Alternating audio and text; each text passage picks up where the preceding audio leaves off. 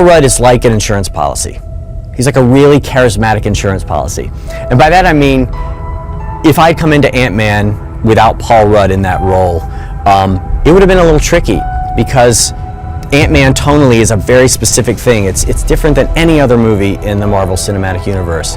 And part of that is the hero himself. You know, it's people usually aren't familiar, you know, the average person is not necessarily familiar with Ant-Man in the comics, so there are these questions of what does he do? What's the tone of the movie? And I think Paul sort of clarifies that a lot.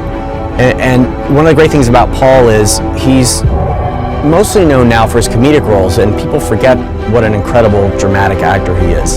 So for me, it was important in the beginning of the movie, when we see Paul in prison before he gets out, to present sort of a more rugged looking Paul Rudd. And Paul got an amazing shape for the movie, you know, and we present him as this guy who can, at least for a little while, hold his own, you know, in a prison fight.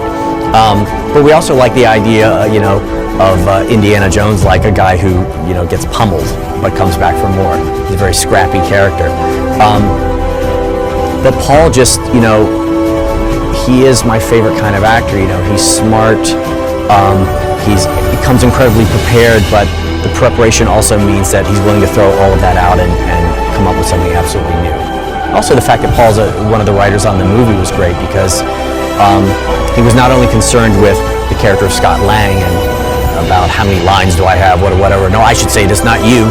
He's not that guy at all. He gets the story, the larger story, you know, the arc of all the characters and the tone of the whole thing. So that was incredibly valuable.